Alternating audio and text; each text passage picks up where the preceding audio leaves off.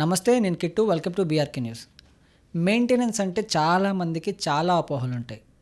Maintenance ఎవరికి ఇవ్వాలి, ఎంత మొత్తంలో ఇవ్వాలి, భార్య భర్తకి ఇవ్వాలా, భర్త భార్యకి ఇవ్వాలా, ఇలా చాలా రకాల డౌట్స్ ఉంటాయి. ఆ డౌట్స్ని క్లియర్ చేయడానికి ఈరోజు మనతో పాటు ఉన్నారు అడ్వకేట్ కేఆర్ సునీల్ కుమార్ గారు. సార్ని అడిగి మరిన్ని విషయాలు తెలుసుకునే ప్రయత్నం చేద్దాం. నమస్తే సార్. నమస్కారం. సో బేసిక్గా అసలు మెయింటెనెన్స్ అంటే ఏంటి, దానికి చట్టబద్ధమైన అర్థం ఏంటి? జనరల్గా మెయింటెనెన్స్ అనేది భార్యాభర్తలకు సంబంధించిన విషయం అండి. ఇక్కడ మెయింటెనెన్స్కి సిఆర్పిసి 125 సెక్షన్ ప్రకారం ఏంటంటే, ఎప్పుడైతే భర్త భార్యని పట్టించుకున్నప్పుడు తనను పోషించలేని సందర్భాల్లో దూరంగా ఉండేటప్పుడు భార్య నన్ను పోషించలేని పరిస్థితిలో భర్త ఉన్నాడు, నన్ను పోషించట్లేదు, మేము దూరంగా ఉంటున్నాము, వివిధ కారణాల వల్ల మేము దూరంగా ఉండాల్సి వచ్చింది కాబట్టి నన్ను పోషించే బాధ్యత భర్తదే కాబట్టి నా పిల్లలకు నాకు ప్రతిరోజు జరిగే మెయింటెనెన్స్ అంటే ప్రతిరోజు అంటే ఒక నెలకు ఎంత ఖర్చు అవుతుంది ఏంటి అనేది దాన్ని పోషించే బాధ్యత అనేది కాబట్టి మెయింటెనెన్స్ మంత్లీ ప్రకారంగా వేసుకునే రైట్ వైఫ్కి ఉంటుందండి. సో మెయింటెనెన్స్ అనేది భర్త భార్యను కోరాలా, లేకపోతే భార్య భర్తను కోరాలా, ఎలా ఉంటుంది ఇది? జనరల్గా ఏంటంటే ఎక్కువ సందర్భాలలో భర్త ఇక్కడ వర్క్ చేస్తూ ఉంటాడు కాబట్టి భార్య అతని మీద ఆధారపడి ఇంటి వర్క్ చూసుకుంటుంటుంది కాబట్టి ఎప్పుడైతే భర్త తనని పట్టించుకోకుండా దూరం వెళ్ళిపోవడం, ఇండివిజువల్గా వదిలిపెట్టడం అలాంటి చేసినప్పుడు తన పోషించే బాధ్యత వివాహ చట్టం ప్రకారం భర్తది కాబట్టి భార్య ఏం చేస్తుంది, భర్త మీద మెయింటెనెన్స్ కేసు వేసుకుంటుంది. ఎందుకు, అతనికి ఉన్న పిల్లలను బట్టి తనకున్న రైట్తో మెయింటెనెన్స్ పిటిషన్ వేయడం వల్ల తన డే టు డే యాక్టివిటీస్కి కావాల్సిన పోషణ నిమిత్తం భర్త ఇవ్వాల్సి ఉంటుంది. ఒకవేళ ఇద్దరు పిల్లలు ఉన్నారు, ఆ పిల్లలకి ఎంత ఖర్చు అవుతుంది, ఇట్లాంటి అన్ని తదితర అంశాలను బేరీజ్ వేసుకొని మనం ఫ్యామిలీ కోర్టులో మనం మెయింటెనెన్స్ కేసు 125 సిఆర్పిసి కింద వేసుకుంటాం. ఇప్పుడు ఏంటంటే బిఎన్ఎస్ ప్రకారం 144 సెక్షన్ కింద వేసుకోవచ్చు.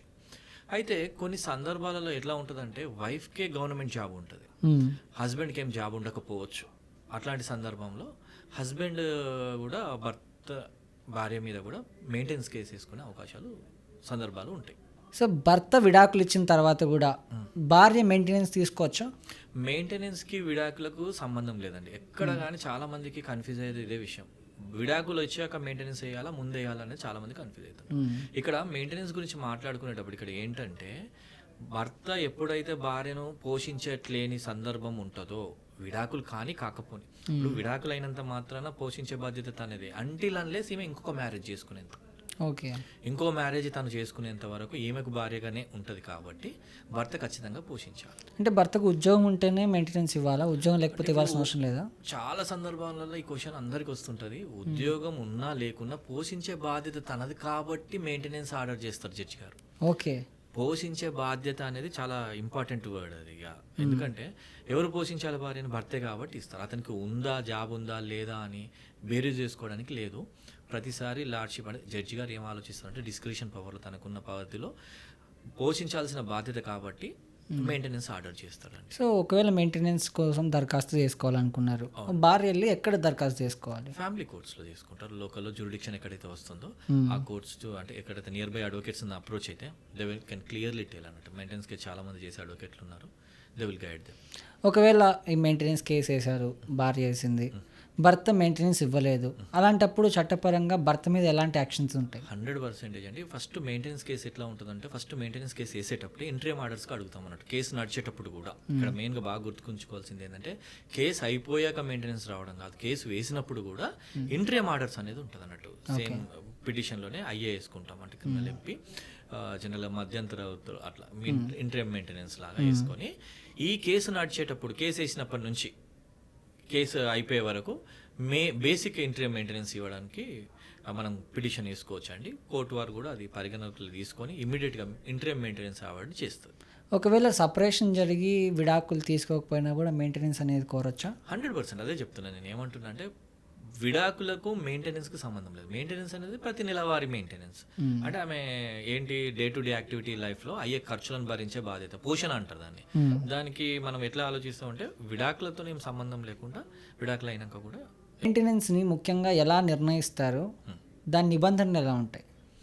జనరల్గా ఎట్లా ఉంటుంది అంటే మెయింటెనెన్స్ విషయంలో అది జడ్జి గారి డిస్క్రిప్షన్ పవర్ అండి, పరిగణలోకి తీసుకుంటాడు ఇన్పుట్స్ ఏమున్నాయి. అంటే ఇక్కడ ఎవరు ఉన్నారు, ఇక్కడ జనరల్గా ఎట్లా ఉంటుంది అంటే వైఫ్ ఒకతే ఉందా, వైఫ్కి పిల్లలు, అంటే ఇప్పుడు ఈ భార్యాభర్తల మధ్యలో పిల్లలు ఉన్నారా, ఎంతమంది పిల్లలు ఉన్నారు, వాళ్ళకి సాధారణంగా కాస్ట్ ఆఫ్ లివింగ్ బట్టి ఉంటుంది. ఇప్పుడు హైదరాబాద్లో కొంచెం ఎక్కువ ఉండొచ్చు, పల్లెటూరులో కొంచెం తక్కువ ఉండొచ్చు.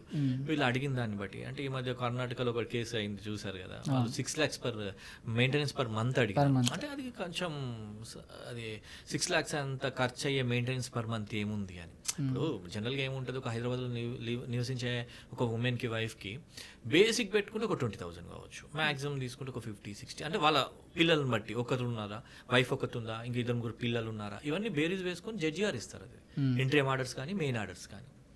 సో దానికి బేరీజ్ వేసుకోవడం ఏంటంటే cost of living of the city. ఒకవేళ మెయింటెనెన్స్ కేసు వేసుకున్న తర్వాత మెయింటెనెన్స్ ఇస్తున్నారు, మధ్యలో ఇవ్వకుండా ఆపేశారు, అలాంటప్పుడు మహిళ ఏం చేయాలంటారు? మళ్ళీ సేమ్ దానికి ఏంటంటే execution petition, criminal MP petition వేసుకుంటారు, ఈపీ లాగా వేసుకొని ఏ మంత్లు ఇచ్చారు, ఏ మంత్లు ఇవ్వలేదు, ఇవ్వకపోవడానికి కారణాలు చెప్తూ, సార్ నాకు ఈ మంత్ వచ్చారు, ఈ గ్యాప్లో ఇవ్వలేదు, ఈ పలానా మే నుంచి పలానా జూన్ వరకు ఇవ్వలేదు, ఇట్లా ఒక పీరియడ్ చెప్పుకుంటూ మళ్ళీ దానికి ఒక పిటిషన్ వేసుకోవచ్చు. అంటే అవి కంపల్సరీ క్రిమినల్ ఎంపీస్ అవుతాయి. ఏదైనా తేడా అయితే, అంటే ఐ మీన్ అతను అటెండ్ కాకపోయినా, నోటీసులో తీసుకొని కూడా ఆయన క్రిమినల్ ఎంపీ పిటిషన్ ఉన్ననాడు అటెండ్ కాకపోయినా కానీ జైలు శిక్ష చేసే అవకాశం ఉంది. సో ఒకవేళ ఈ మెయింటెనెన్స్ కేసు అనేవి వేసుకుంటే ఎంత సమయం పడుతుంది? అంటే ఫస్ట్ మనం ఎట్లా ఆలోచించాలంటే ఇంట్రీమ్ మెయింటెనెన్స్, ఫైనల్ మెయింటెనెన్స్ ఉంటుంది, ఫైనల్ ఆర్డర్ ఉంటుంది. ఇంట్రీమ్ మెయింటెనెన్స్లో ఇమీడియట్గా వచ్చేది అన్నట్టు. అంటే ఇప్పుడు ఒక పాప ఉంది, వైఫ్ ఉంది, హస్బెండ్ డిసర్ట్ చేశాడు, పట్టించుకోవట్లేదు, వదిలేసి పారిపోయాడు. సో ఈ పాపను, తల్లిని మెయింటైన్ చేయడానికి కేసు అయిపోయేంత వరకు, మెయింటెనెన్స్ ఆర్డర్ వచ్చేంత వరకు అతను ఏమి ఇవ్వకుండా ఉంటాడు, ఇబ్బంది అవుతుంది. కాబట్టి ఇంట్రీమ్ ఆర్డర్స్ ఇస్తారు. ఇంట్రీమ్ ఆర్డర్స్లో మెయిన్గా స్టార్టింగ్ నుంచే వస్తుంటుంది. ఒకవేళ తను ఇవ్వకపోతే మళ్ళీ మనం పిటిషన్ వేసుకున్నాం. ఓకే, ఫైనల్గా మీరు జనాలకి ఏమైనా చెప్పాలి, ముఖ్యమైన అంశాలు ఏమైనా ఉన్నాయా? అంటే మెయింటెనెన్స్ అనేది విషయం ఏంటంటే, మెయిన్గా ఎప్పుడైతే ఫ్యామిలీ సపరేట్ అయ్యి వైఫ్ హస్బెండ్ దూరం ఉన్నప్పుడు వైఫ్కి పోషించుకునే బాధ్యత లేకుండా ఉండి, తను ఇమీడియట్గా చదువుకొని ఉన్నా కూడా, ఏదైనా పార్ట్ టైం జాబ్ చేస్తున్నా కూడా, వాళ్ళకి ఏంటంటే ఇమీడియట్గా జాబ్ వచ్చి ఏదో చిన్న అమౌంట్ రాకుండా వీళ్ళు మెయింటెనెన్స్ పిటిషన్ వేసుకోవచ్చు, ఇర్రెస్పెక్టివ్ ఆఫ్ ద హస్బెండ్ యొక్క సాలరీ. అంటే అతను ఏం సంపాదిస్తలేడని కానీ, ఏం లేదు అని కానీ, ఖాళీ ఉన్నా కూడా మనం వేసుకోవచ్చు. ఎందుకంటే అది అతని యొక్క బాధ్యత. మెయింటెనెన్స్ అనేది ఏం గుర్తు చేస్తుంది అంటే, wife's maintenance petition mainly indicates that పోషించే బాధ్యత ఎవరిది, హస్బెండ్ కాబట్టి. అదొకటి క్లియర్గా చెప్పాల్సి. Okay, thank you so much Sunil గారు.